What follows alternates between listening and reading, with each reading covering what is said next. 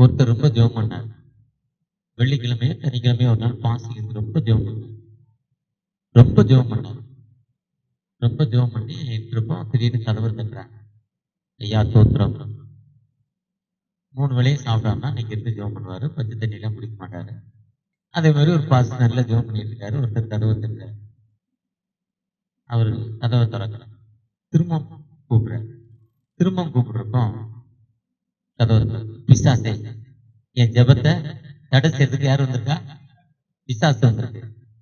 நான் என்ன கிழமையில யார்த்தையும் பேசுறது இல்லை. கடவுளோடு நான் என்ன பண்ணுவேன்? காத்திருந்து ஜெபம் பண்ணுவேன். யாரோட? பல மணி நேரம் காத்திருந்து ஜெபம் பண்ணுவேன். இயேசு கிறிஸ்து 40 நாட்கள் மலையில போய் ஜெபம் பண்ணாரு. மோசே 40 நாட்கள் மலையில போய் ஜெபம் பண்ணாரு. எஸ்தர் 3 நாட்கள் ஜெபம் பண்ணாங்க. 21 நாள் ஜெபம் பண்ணாரு தானியேலு. அந்த பச்சை தண்ணி கூட வாயில போடல. ஆனா மோசே போன மலையில நம்ம போக முடியாது. இரவுல பயங்கரமான குளிர், பகல்ல பயங்கரமான வெயில். பக்கத்துல மரம் செடி ஒண்ணுமே கிடையாது. எதுக்குன்னா அங்க தண்ணீர் இல்லை. மலையில தண்ணீர் இல்லை. தண்ணீர் இல்லைன்னா மரம் செடி உயிரினங்கள் வாழ முடியாது. அந்த இடத்துலதான் 40 நாட்கள் கிட்டத்தட்ட கீழே இருந்து போறதுக்கு 2-3 மணி நேரம் டிராவல் நடந்து போகணும். இன்னும் வண்டி போல இன்னும் ஒட்டகமும் மனிதன் நடந்தா போறாங்க. டிராவல் அப்படிப்பட்ட இடம். இயேசு கிறிஸ்து 40 நாட்கள் ஜெபம் பண்ணிட்டு கீழே வர்றாரு. அப்போ சாத்தான் இந்த கல்லெல்லாம் அப்பமாக படி சொல்லு, கடவுள் நல்லவர் இருக்கிறாரு, தேவனுடைய வார்த்தையே உணவு. அப்ப 40 நாட்கள் அவருக்கு உணவு என்னது? வேடு தான், வார்த்தை. அப்புறம் உலகத்தெல்லாம் காட்டி உனக்கு தர்றேங்கிறாரு. இந்த உலகெல்லாம் உனக்கு தந்துடுறேன். 50 திருச்சுவையோ 100 திருச்சுவையோ பெரிய பில்லிகன் பில்லிகிராகம் இப்படி நிறைய ஆளாவன தேவனாய கர்த்தரையே உலகத்துல ஆசை கீழே குதிங்கிறப்ப அப்பதான் நல்லா பரிச்சை வராரு. உலகத்துல அது பொருளுமே இச்சை கொள்ளாரு சொல்லிட்டு தான் வர்றாரு. இதுதான் ஜெபம். அப்படி அந்த பாஸ்டர் ரொம்ப என்னுடைய நண்பர் மத்தியாஸ் மாதிரி ரொம்ப ஜெபம் பண்றாரு 8 மணி நேரம். ஏன்னா 4வது நாள் மீட்டிங் வந்து உட்கார்ந்து இருக்கிறாரு. நேரே போற பரிசுத்தவானவர். இது கட்சி மீட்டிங், நாங்க கட்சிக்கெல்லாம் செயல்பட மாட்டோம், அப்பாற்பட்டவங்க சொல்றது. அப்ப அவரு அந்த அம்மா திறக்கவே இல்லை, அந்த அவர் திறக்கவே இல்லை. அவரு அங்க மூப்பர் ஒருத்தர் வர்றாரு, செக்ரட்டரி வந்து தட்டுறாரு. தட்டினோன்னா ஏன்பா திறக்கலன்னு கேட்கிறாரு. நான் ஜெபிக்கிற நேரம் சாத்தான் வந்து என் ஜெபத்தை என்ன பண்ணுது சாத்தான்? சொன்னாரா ஜெபத்தை விட லூக்கா 10ஆம் அதிகாரம் படிச்சிருக்கான்னு கேட்டாரா. என்னது? ஏசாயா 58:6 படிச்சிருக்கியான்னு கேட்கிறாரு. 58:6 என்ன சொல்லுது? ஏசாயா 58:6. லூக்கா 10ல நல்ல சமாளி. அந்த பெரியவன் வந்து பணக்காரன் வந்து நித்திய ஜீவனை பெற்றுக் கொள்வதற்கு தான் அதுதான் ஒரு கேள்வி. ஜீசஸ் என்ன சொல்றாங்க? நித்திய ஜீவனை பெற்றுக் கொள்வதற்கு கற்பனை. அவன் சின்ன வயசுல சண்டே ஸ்கூல் போயிட்டேன், யூத் மீட்டிங் நடத்திட்டேன், பாஸ்டர்ஸ் மீட்டிங் போயிட்டேன், சர்ச்சு நடத்திட்டேன், எல்லாம் சொல்றான். அப்போ அவனுக்கு புரியறதுக்கு ஒரு கதையை சொல்றாரு. வேதபாரகன், பரிசேயன், ஆயர் 3 பேர். வேதபாரனும் பரிசேயன் என்ன பண்ணிட்டாங்க? சட்டையில அடுக்கு போடக்கூடாது, சாட்சி சொல்ல முடியாதுன்னு ஓரமா ஒதுங்கி போயிட்டான். உதவி செய்து யாரு? நல்ல சமாளியா. அப்ப நீ யாரா இருக்கணும்? ஜெபத்தை விட நல்ல சமாரியானா இருக்கணும். எங்க தலைவரை பார்க்கணும் இந்த கதை ஞாபகம் வந்துச்சு. ஏன்னா நம்ம குரு அவரு. இதே மாதிரி நிறைய பாஸ்டர். முதல் நாளே ஒரு ஆளுக்கு போன் பண்ணேன். பரிசுத்தவான் அப்படி கூட்டம் நடத்த மாட்டேன். இப்ப இவர் ஒரு கூட்டத்தை ஒரு இடத்துல ஏற்பா அப்படின்னு அதைத்தான் கேன்சல் பண்ணியிருக்கிறாரு. பொதுவா இன்னைக்கு வந்து நாம் இது ஜெபிக்கிற காலம்.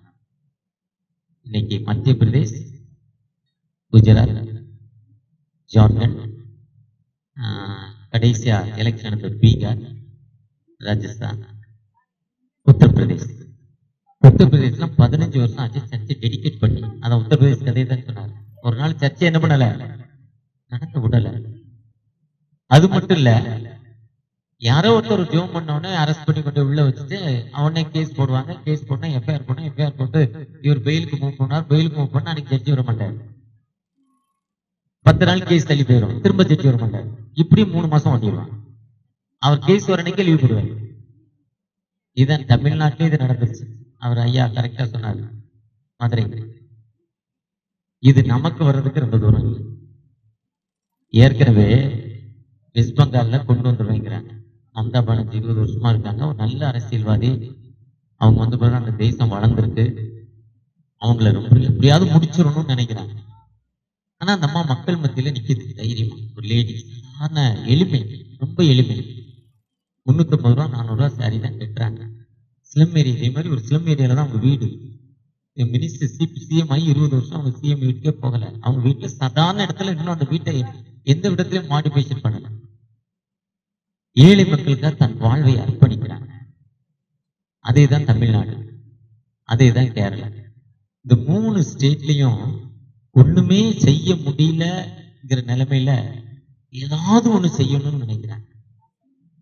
இதுக்குதான் யாருக்காவது நிறைய பணத்தை கொடுத்து இந்த ஓட்டை பிரிக்கிறதுக்காக தான் இந்த நடிகர்லாம் வந்துட்டாங்க. இப்ப நம்ம அவங்க சர்ச்சில் போய் யூத்தை போய் நீங்க கேட்டீங்கன்னா யாருக்கு ஓட்டு போடுவேன்னா அவருக்கு தான் ஓட்டு போடுவேன். அவர்கிட்ட நீங்க கவுன்சிலிங் கொடுக்கணும். யார்கிட்ட? அந்த யூத்துக்கு ஓட்டு போடுவேங்கிறான் பாருங்க, அவன் லைஃப் நல்லா இல்ல, நல்லவன் இல்ல. இன்னைக்கு அவன் லைஃப் நல்லா இல்ல, அவன் நல்லவனும் இல்லை. எத்தனாயிரம் கோடி வாங்கிட்டு வேலை செய்யறான். சாத்தான் இவனை விழுங்கலாம் என்று கெச்சிக்கிற சிங்கம் போல். ஏன்னா இயேசு கிறிஸ்துவே சொல்றான், அந்த உலகத்தையே உனக்கு தரேன் பாருறான். உலகத்துல இருக்க எல்லா பொருளையும் என்கிட்ட இருக்கு, நீ வச்சுக்கோ, என்னை விட்டு மக்களை நான் அழிக்கிறேங்க. இயேசு தேவனாய கர்த்தர் ஒருவரே ஆராதனை செய்வாயாக. ஒருவேளை இது நாம் ஜெபிக்கிற காலம். நம்ம ஒரு கட்சிக்காக வேலை செய்யல, நமக்கு கொடுத்த பொறுப்புக்காக நம்ம என்ன பண்றோம்? ஒரு சில பாஸ்டர் இப்படி இருக்கோம், நாங்க வந்து ரொம்ப நேர்மையானவங்க, நாங்க நீதிமான், நாங்க ரொம்ப நல்லவங்க, எந்த கட்சிக்கும் போக மாட்டோம், நாங்க நேர்மையான, இப்படிலாம் சொல்லிக்கிட்டு இருக்கோம். இன்னைக்கு ஜெபிக்கல, இந்த கவுன்சிலிங் பண்ணலைன்னா ஆண்டவருக்கு ஊழியம் செய்யவில்லை. என்னுடைய கருத்து, தாழ்மையான கருத்து. ஒருவேளை இன்னைக்கு நாம் எப்படிப்பட்ட நிலைமையில் வந்திருக்கிறோம்? ஆண்டவருக்காக நம்முடைய அர்ப்பணிப்பை இன்னைக்கு வட இந்தியாவில் இந்த நிலைமைங்கிறது, இன்னைக்கு நீங்க போட போறதில்லை ஓட்டு. ஆனா உங்க திருச்சியுடைய பிள்ளைகளும், வாலிப பிள்ளைகளும், உங்களுடைய மற்ற பிள்ளைகளும் நீங்க போடுறப்போ உங்களுக்கு நிச்சயம் என்ன பண்ணணும்? ஒரு கவுன்சிலிங் கொடுக்கணும். அதுக்காக நீங்க என்ன பண்ணணும்? ஜெபம் பண்ணணும். நம்ம ஜெபம் பண்ணி நம் ஆண்டுடைய சித்தம் அவ்வளவுதான். எது? மொர்தெகாய் வர்றாரு, ஆமான் வர்றாரு. ஆமான் வந்து ஹோம் மினிஸ்டர், சிஎம்க்கு பிஎம் பிரைம் மினிஸ்டருக்கு அடுத்த போஸ்டிங் மொர்தெகாய். ஆமான். மொர்தெகாய் வாட்ச்மேன், செக்யூரிட்டி. செக்யூரிட்டி என்ன பண்ணணும்? எழுந்து நின்று அவருக்கு சல்யூட் அடிக்கணும். இவருக்கு இருக்க பெருமை நான் சொல்ல மாட்டேன்ட்டாரு. என்ன சொல்ல மாட்டேன்ட்டாரு? நான் எனக்கு யாரு உயிருள்ள கடவுளை நான் ஆராதிக்கிறேன். இன்னைக்கு ஒரு சில பாஸ்டர் சொல்ற மாதிரி இது, நான் உயிருள்ள கடவுளை, அந்த பெருமை. அப்பதான் அந்த ஆமான் பார்த்தாரு, ஒன்னிய கொள்றது பெரிய கணிதம், சமூகத்தையே அழிக்க போறேன், சமூகத்தையே கரை எடுக்க போறேன். 1ஆம் நூற்றாண்டுல ரோம பேரரசுல நீரு மன்னன் கிறிஸ்தவமே இல்லாம ஆக்க வேண்டும். கிறிஸ்தவர்களை கெட்டி சிலுவையில கெட்டி ராணி எடுத்துட்டார். கெட்டிட்டு ஒரு 10 அடி உயரமா தூக்கி தொங்க விட்டுருவார். கீழே நெருப்பு போட்டுட்டு அதுல சிக்கன் 65 செஞ்சு சாப்பிடுவாராம். சிக்கன் 65 நேற்று இருந்து கண்டது இல்லை. சிக்கன் நேற்று ஒரு மெசேஜ் இருக்கு, சிக்கன் வந்து கோழி முட்டை இடுறது, அது 60வது நாள் முட்டை எடுக்கும். அந்த 65வது நாள் முட்டை இடுறப்போ அவருடைய கொழுப்பு சத்துலாம் இறங்கிருக்கும். அந்த கோழியை தான் ஃப்ரை பண்ணி சாப்பிடுவாங்களா, நல்லா இருக்குமா டேஸ்ட், கொழுப்பு இருக்காது. அப்போ சிக்கன் 65 உலகம் தோணுனதுல இருந்தே வந்துருச்சு. கோழி என்னைக்கு உருவாச்சோ அன்னையில இருந்து வந்துருச்சு சிக்கன் 65. ஒருத்தர் ஒரு நல்ல பேச்சாளர் இருந்து அழகா சொன்னார் கதை. எப்படின்னா, ஒரு பறவைகள், இந்த நம்ம கோழி, புறா, குயில், கழுகு, இதுக்கெல்லாம் பறக்க தெரியாது. அதனால மனுஷன் டக்கு டக்குன்னு பிடிச்சி அடிச்சு சாப்பிடுவாங்க. எண்ணிக்கை குறைஞ்சிட்டே இருந்தா அவங்கள தப்பிச்சு போக முடியும். அப்போ எல்லாரும் கடவுள்கிட்ட பாஸ்டிங் எது ஜோம் பண்ணாங்களா, இஸ்ரேல் மக்கள் கூப்பிட்டதை போல பாஸ்டிங் எது ஜோம் பண்ணாங்க. எல்லாரும் ஜோம் பண்றப்போ கடவுள் வரல, ரொம்ப நாள் ஜோம் பண்ணிட்டு வரல. அப்புறம் ஒவ்வொருத்தரா போயிடுறாங்க. புறா போயிடுச்சு, குயில் போயிடுச்சு, கோழி போயிடுச்சு. இந்த கழுகு மட்டும் ரொம்ப நாள் காத்திருக்கு. அதுதான் ஏசாயா 40:31, கர்த்தருக்கு காத்திருக்கிறவர்கள் கழுகை போல. ஏன்னா அது அந்த காத்திருந்து ஜெபிக்குது. அப்ப ஆண்டவர் வந்தாரு, என்ன பிரச்சனைன்னாரு சொன்னாங்க. சொன்ன உடனே, நீ சரி, உனக்கு ஒரு தப்பிக்கிறது வழி தர, நீ ஒரு இறகை செஞ்சுக்கொள். உனக்கு ஒரு இறகு பரப்புறதுக்கு அந்த பிளேட் பார்த்தீங்கன்னா 2 கை இப்படி நீளமா இருக்கும், கரெக்டா பேலன்ஸ். மேல ஒரு கை, அந்த பேலன்ஸ் அப்படி கரெக்டா, அந்த பேலன்ஸ் வெயிட் எல்லாம் கரெக்டா இருக்கும், டிகிரி கணக்குல. அதே மாதிரி நீ செஞ்சுக்கொள்ளாரு. அதுக்கு ஒரு தங்க ஊசியை கொடுத்தாராம். இதுல நீ குத்தி நூலை பொறுத்து செஞ்சுக்கோ, என் முடிய பிடிக்கும். அது செஞ்சு பறந்து பறந்துட்டா சூப்பரா 5 கிலோமீட்டர் உயர்ந்து போகுது. உடனே ஒவ்வொரு பறவையா கேட்டுச்சு. ஆனா ஆண்டவர் கொடுக்குறப்ப சொல்லி கொடுத்தாரு, ஊசியை கொடுக்குறப்ப என்ன சொல்லி கொடுத்தாருன்னா, இதை என்ன பண்ணணும், திருப்பி கொடுத்துடும், நீ தான் தரணும், உன்னுடைய பொறுப்பு கொடுத்தான். ஒவ்வொரு பறவையா வாங்கி குத்திச்சு, பறவை இறகை செஞ்சிருச்சு. கடைசியா கோழி வர்றாரு, கோழிக்கு அதே மாதிரி சொல்லி கொடுக்கும், ஊசி எங்க தந்துடணும். அந்த கோழி அந்த இறகு செய்யறப்ப அந்த ஊசி ஸ்கிட் ஆகி கீழே வந்துச்சு. அது கிடைக்கும், தேடி தேடி பார்த்தது, கோழிக்கு என்ன பண்ணல, கிடைக்கும். அதுதான் கோழிக்கு நீங்க எப்போ உணவு போட்டாலும் என்ன பண்ணும், போட்ட உடனே காலையில ஒரு கிண்டிட்டு தான் சாப்பிடும், கொத்தி சாப்பிடாது. அங்கேயும் இன்னைக்கு தேடிக்கிட்டே இருக்கு, இன்னைக்கு தேடிக்கிட்டே இருக்கு கோழி. இந்த கோழியோட சரித்திரம் இதே மாதிரிதான். நம் கர்த்தருக்கு காத்திருந்து ஜெபிக்கிறப்போ பெரிய அற்புதங்களை செய்ய மாட்டார்.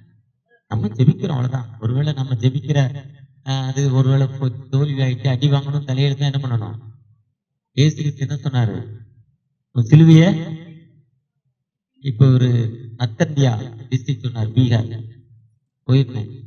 ட்ராக் ஓரமா உங்க சர்ச்சை, வீடு பக்கத்துல சர்ச்சை, தீவிரவாதிகள் உள்ள வர்றாங்க, பாஸ்டர் பின் வழியா போயிட்டாரு, விட்டுட்டு போயிட்டாரு. அதான் நடந்துச்சு. பாஸ்டம்மா இருக்கு, இந்த அம்மா மாதிரி ஒரு அம்மா, பாஸ்டம்மா அந்த அம்மா மாதிரியே தான் இருக்கும், அவ்வளவு உயரம் தான் இருக்கும். அந்த அம்மா 3.4 அடி தான் இருக்கும், அந்த அம்மா மாதிரியே தான் இருக்கும் இந்த பாஸ்டம்மா. ஏன்னா நான் அவங்க வீட்டுல 3 வேளை சாப்பிட்டேன் அன்னைக்கு. அந்த அம்மா சொல்லுது, நீயா, எனக்கு இவ்வளவு வயலி இருந்ததுப்பா, இயேசுவை நோக்கி ஜெபம் பண்ண எனக்கு விடுதலை கொடுத்தாரு. அவங்க ஆன்லைன்ல எடுக்கிறாங்க, அது ஆன்லைன்ல டெலிகாஸ்ட் ஆகிட்டு இருக்கு, யூடியூப்ல போய்கிட்டு இருக்கு. ஆயிரக்கணக்கான லட்சக்கணக்கான மக்கள் பாக்குறாங்க. அதை பார்த்து ஆயிரக்கணக்கான மக்கள் இயேசுவை ஏற்றுக்கொண்டாங்க பீகார்ல. 2வது நாள் யூடியூப்ல அதை எடுத்துட்டாங்க. ஏன்னா என்ன ஆகுது, அதிகமாகுது, ரட்சிப்பு அதிகமாகுது பீகார். ஆண்டவர் எப்படி பாதுகாப்பு. ஆனா பாஸ்டர் எஸ்கேப் ஆகி போயிட்டாரு. அதேதான் ஒவ்வொரு மாநிலத்திலும் இதுல அதிகமா நடப்பது. யூபி, மத்திய பிரதேஷ், ஜார்க்கண்ட் அதிகமா நடக்கும், உத்தரகாண்ட் அதிகமா நடக்கும். ஈஸ்ட் நார்த் ஈஸ்ட்ல அவ்வளவு இல்லை. ஏன்னா நிறைய 4-5 டிஸ்ட்ரிக்ட் ஃபுல் கிறிஸ்டியன்ஸ் இருக்காங்க. ஒருவேளை அந்த நிலைமை உங்களுக்கும் எனக்கும் தமிழ்நாட்டுல வரணும். அதுக்கு வரக்கூடாது என்பதற்காகத்தான் நாம் ஜெபிக்கிறோம். ஆனா நம்ம பிரதமர் மந்திரிக்காக ஜெபிக்கிறோம், ஜனாதிபதிக்காக ஜெபிக்கிறோம், ஹோம் மினிஸ்டருக்காக ஜெபிக்கிறோம். நாம் ஜெபிக்க அழைக்கப்படுகிறோம். நீங்க தொடர்ச்சியா ஜெபிக்கிறப்போ ஆண்டவர் பெரிய அற்புதத்தை தரும் ஆண்டவர், பெரிய ஹீலிங் தரும் ஆண்டவர். இது நம்ம மத சார்போ, இன சார்போ, கட்சி சார்போ இல்லை. நமக்கு ராமாண்டான ராவணாண்டான எல்லாரும் நமக்கு ஒண்ணுதான். யாரு ஆண்டா நமக்கு யாரு தலைவர்? இயேசுவை வீட்டின், இந்த வீட்டுக்கு தலைவர் வேற யாராவது வருவாரா? இயேசுவை வீட்டின் வேற யாரு இருக்கு தலைவர்? அப்போ நாம இன்னைக்கு இது விழித்திருந்து ஜெபிக்கும் காலம். இந்த ஜாபத்தை நாம் சரியாக நேர்த்தியாக செய்யறப்போ ஆண்டவர் எல்லா நிலையிலும் உயர்த்தும் ஆண்டவர். அந்த ஆண்டவர் நம்மோடு கடந்த